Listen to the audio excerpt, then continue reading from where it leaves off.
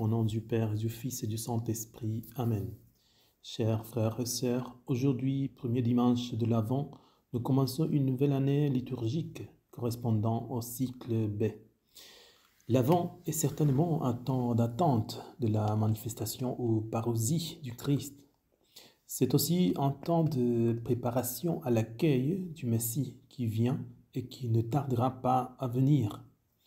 En d'autres termes, l'exhortation de Jean-Baptiste doit continuer à résonner dans nos cœurs, préparer le chemin du Seigneur qui vient. Les lectures de ce temps de l'Avent nous ramènent parfois à ce désir qui existait dans l'Ancien Testament de voir venir le Messie qu'il entendait pour sauver l'humanité.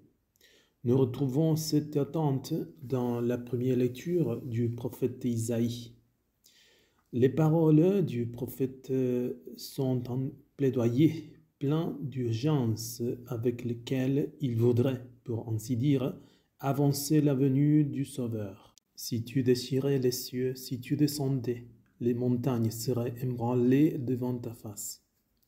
Ce désir, ce cri des prophètes et des saints de l'Ancien Testament a déjà été satisfait, car cette première venue du Fils de Dieu, sa venue historique, a déjà eu lieu il y a plus de 2000 ans.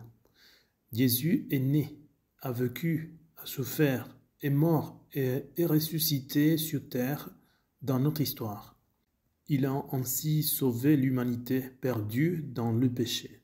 Le salut espéré a déjà été accompli par le Christ. Il nous appartient maintenant de profiter de ce salut.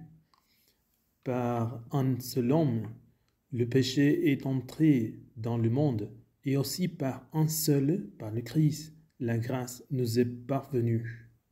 Après cette première venue, l'histoire de l'humanité est tout entière orientée vers la parousie, c'est-à-dire vers la venue glorieuse du Christ à la fin de temps. C'est pourquoi nous avons dit que l'Avent est un temps spécial de préparation à la seconde venue du Christ. C'est également la raison pour laquelle de nombreuses lectures de ce temps font référence à cet événement tant attendu. Si entendu que Saint Jean termine le livre de l'Apocalypse par le cri de toute l'Église, l'épouse, unie à Dieu, l'Esprit. L'Esprit et son épouse disent « Viens ». Et celui qui donne ce témoignage déclare « Oui, je viens sans tarder. Amen. Viens Seigneur Jésus ». C'est sur ces mots que se termine la Bible. Le Seigneur nous dit qu'il vient bientôt et nous, l'Église, l'humanité entière, nous lui disons que nous l'espérons et nous lui demandons de venir. Dans l'attente de cette venue, de cet événement important, l'événement le plus important de l'histoire de l'humanité, l'accueil du Christ doit être préparé dans le cœur de chacun. Il ne s'improvise pas. Et comment préparer la venue du Seigneur dans nos cœurs? La présence du Christ dans ce temps intermédiaire entre son séjour historique dans notre monde au milieu de nous et sa prochaine venue glorieuse nous est donnée par sa grâce. Sa grâce qu'il répand de plusieurs manières. Tout d'abord, elle nous parvient par les sacrements. Les sacrements sont des moyens très particuliers, des signes visibles par lesquels le Christ se rend présent.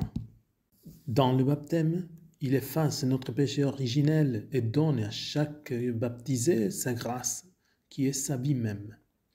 Dans la confession, il nous rend la grâce perdue par les péchés que nous avons commis. Dans l'Eucharistie, il est réellement présent, vivant, et se donne à nous sous forme de nourriture pour notre âme, fortifiant ainsi notre vie spirituelle. Jésus-Christ se rend également présent par sa parole contenue dans la Bible. Il se rend également présent à nous lorsque nous prions, en permettant au Christ d'entrer dans notre cœur de chacune de ces façons dont il s'offre à nous. Nous lui permettons de nous transformer de plus en plus profondément. C'est ainsi que nous nous préparons à sa venue glorieuse. C'est ainsi que les derniers mots de la lecture d'Isaïe peuvent s'accomplir en nous. Seigneur, c'est toi notre Père. Nous sommes l'argile, c'est toi qui nous façonnes. Nous sommes tout l'ouvrage de ta main. Cette phrase rappelle également une phrase très similaire du prophète Jérémie. Vous êtes comme l'argile entre les mains du potier, ainsi êtes-vous entre mes mains. Si dans cette période intermédiaire entre une venue et une autre de Jésus, nous nous laissons modeler par Dieu, par sa volonté, par ses desseins, comme Dieu le montre au prophète Jérémie, en le faisant entrer dans un atelier de potier pour voir comment l'argile est modelée par le potier, alors nous accomplissons ce que l'Évangile aujourd'hui exige de nous et ce que Saint Paul nous dit dans la deuxième lecture. Ces lectures nous parlent d'attente, de vigilance, de préparation. Veillez et tenez-vous prêts, car vous ne savez pas quand l'heure viendra, nous demande l'Évangile. Car nous ne savons pas à quelle heure reviendra le maître de maison. C'est pourquoi le Seigneur nous demande à la fin de cet Évangile, restez vigilants.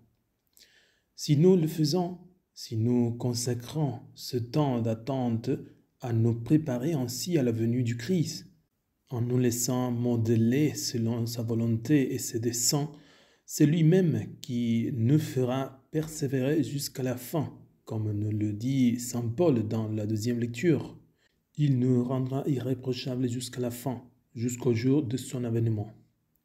Non seulement dans la lecture d'aujourd'hui, mais dans toute l'Écriture sainte, le Seigneur nous demande avec insistance d'être attentifs à sa venue, en nous préparant à l'accueillir lorsqu'il viendra en tant que juste juge. Cet appel est encore plus insistant pendant le temps de l'Avent, alors que nous nous préparons à commémorer à Noël la première venue de Jésus, lorsque Dieu s'est fait homme et qu'il est né à un moment précis de notre histoire et à un endroit précis de notre terre. Nous sommes entre l'une et l'autre venue du Christ. La première a déjà eu lieu. La seconde, nous ne savons pas quand le temps viendra, mais nous savons qu'il viendra. En fait, chaque jour qui passe nous rapproche de sa prochaine venue. C'est pour cela que le Seigneur nous rappelle tant de fois d'être prêts, de veiller, parce que nous ne savons pas à quelle heure il viendra. Jésus-Christ dit, « Oui, je viens bientôt. » Et nous, l'Église, nous disons, « Viens vite, Seigneur Jésus. » Que la Vierge nous bénisse et nous accompagne en ce temps de l'Avent pour préparer un cœur bien disposé au Seigneur. Au nom du Père, du Fils et du Saint-Esprit. Amen.